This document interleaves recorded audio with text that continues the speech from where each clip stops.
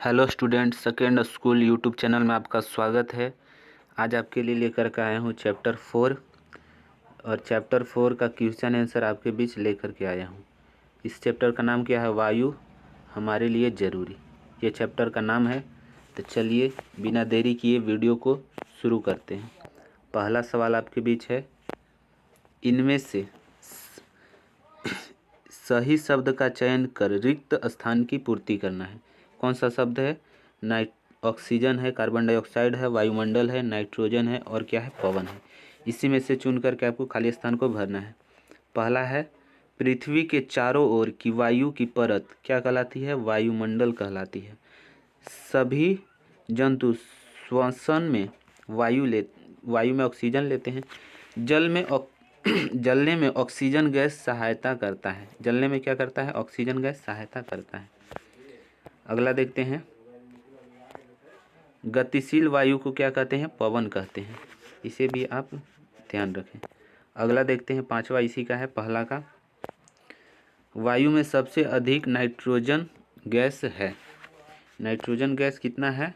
तो 79% है। दूसरा सवाल देखते हैं, खंड क में अंकित शब्दों को क्या करना है? इसमें मिलाना है। तो आप मिलाइए, डायरेक्ट मिलाइए। क्वेश्चन क्या पढ़ना है? पहला को किससे मिलाएंगे? पवन। पवन क्या है? एक गतिशील वायु है, उसी को पवन कहते हैं। ऑक्सीजन जलने में सहायता करता है। नाइट्रोजन क्या है? जलने में सहायता नहीं करता है। और वायु है पारदर्शी। वायु क्या है? पारदर्शी है। अब तीसरा सवाल देखते हैं, यहाँ सही और गलत का चिन्ह लगाना है। चलिए देखते हैं। पहला सवाल, वायु गैस जलवाष्प एवं धूलकण का मिश्रण है। तो ये सही है। मिट्टी में वायु उपस्थित नहीं होता है, ये गलत है। ये यहाँ आंसर गलत लिखा हुआ है। ज्वलन में कार्बन डाइऑक्साइड सहायता करती है, ये भी गलत है। कौन करती है? ऑक्सीजन करती है। जलने में ऑक्सीजन सहायता करती है। वायु हवाई जहाज उड़ाने में सहायक होती है। तो ये सही है। वायु को हम देख सकते हैं, ये गलत है। वायु को हम नहीं देख सकते हैं। चौथा सवाल है, वायु के घटक क्या हैं? वायु के क्या लिखना है? घटक। तो 5 घटक हैं, नाइट्रोजन, ऑक्सीजन, कार्बन डाइऑक्साइड, जलवाष्प, धूलकण। इसे अपने कॉपी में भी नोट डाउन जरूर करते जाएं। पांचवा देखते हैं, वायुमंडल किसे कहते हैं? तो पृथ्वी की सतह से कई किलोमीटर ऊपर तक वायु की एक परत ने पृथ्वी को घेर रखा है। इसी को क्या कहते हैं? वायुमंडल कहते हैं।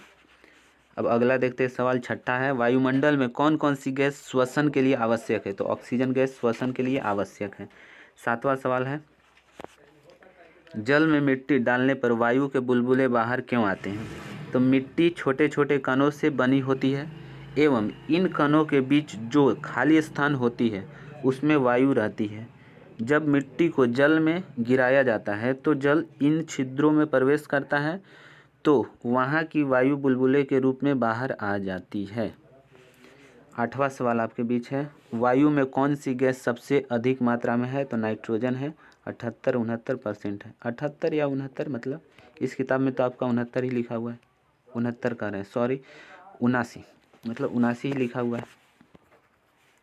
9वां सवाल है, वाद्य यंत्रों में वायु की महत्वपूर्ण भूमिका होती है, आप कैसे प्रमाणित करेंगे?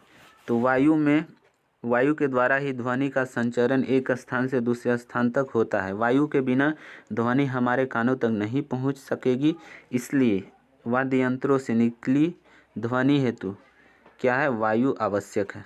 वायु क्या है? हमारे लिए आवश्यक है पहुंचाने के लिए हमारे कानों तक। अब आगे इसी तरह देखते हैं। अगला सवाल 10वां है, आपको कैसे पता चलता है कि वायु में क्या है? जल वाष्प है। तो जब वायु किसी ठंडे पृष्ठ के संपर्क में आती है तो उसमें उपस्थित जल वाष्प ठंडी होकर संघनित हो जाती है तथा जल की पृष्ठ पर दिखाई देती है। इससे स्पष्ट होता है कि वायु में क्या है? जल वाष्प है।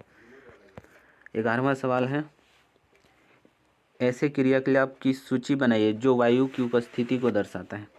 पहला है, वायु पवन चक्की को क्या करता है? घुमाता है। दूसरा, वायु नावों को खेने में, ग्लाइडर, पैराशूट तथा हवाई जहाज को चलाने में सहायता करती है। तीसरा है, पक्षी चमगादड़ तथा कीड़े की उपस्थिति के कारण ही उड़ सकते हैं, मतलब वायु की उपस्थिति के कारण ही उड़ सकते हैं। चौथा है, जल चक्र में वायु एक महत्वपूर्ण भूमिका निभाती है। ये भी सही है। 12वां है, आप कैसे दर्शाएंगे कि खाली कहा जाने वाला गिलास वास्तव में क्या है, भरा हुआ है। तो हम जानते हैं कि वायु हर जगह है। किसी खाली गिलास में जलती मोमबत्ती जलती रह जाती है। अगर छोटे गिलास से जलती मोमबत्ती को ढकते हैं तो तुरंत बुझ जाती है, परंतु बड़े गिलास से थोड़ी देर एवं खुली गिलास में बुझती ही नहीं है। इससे स्पष्ट होता है कि खाली गिलास वायु से क्या है, भरा हुआ है। आगे देखते हैं। 3 है, मुंह से सांस लेना क्यों हानिकारक है। तो वायु में धूलकण उपस्थित रहते हैं जो समय तथा स्थान के साथ बदलते रहते हैं। यदि लोग मुंह से सांस लेते हैं तो ये धूलकण शरीर में प्रवेश कर जाते हैं, परंतु श्वास नाक से लेने पर नाक में उपस्थित छोटे छोटे बाल एवं चिपचिपा पदार्थ इन कणों को शरीर में प्रवेश नहीं होने देता है। अब आपके भी 14वां सवाल है, तो देखते हैं क्या है। अगर 2 मोमबत्तियों को जलाकर अलग अलग आकार के ग्लास से ढक देंगे तो कौन सी मोमबत्ती ज़्यादा देर तक जलेगी और क्यों, इसका कारण भी लिखना है। तो देखते हैं उत्तर में क्या है। अगर 2 जलती मोमबत्ती को जलाकर अलग अलग आकार के गिलास से ढक देंगे तो जो गिलास बड़ा होगा उसमें जलती मोमबत्ती देर तक जलती रहेगी, क्योंकि आकार के अनुसार गिलास में वायु निहित रहती है, मतलब उसमें वायु ज़्यादा रहता है। यदि वायुमंडल से ऑक्सीजन समाप्त हो जाएगा तो क्या होगा। यदि वायुमंडल से ऑक्सीजन समाप्त हो जाएगा तो पृथ्वी पर रहने वाले सभी जीव जंतु नष्ट हो जाएंगे, क्योंकि ऑक्सीजन के बिना जीवन संभव नहीं है।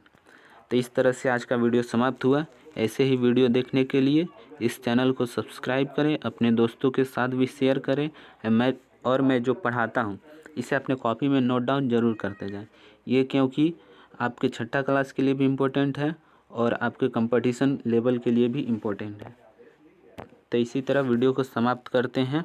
धन्यवाद।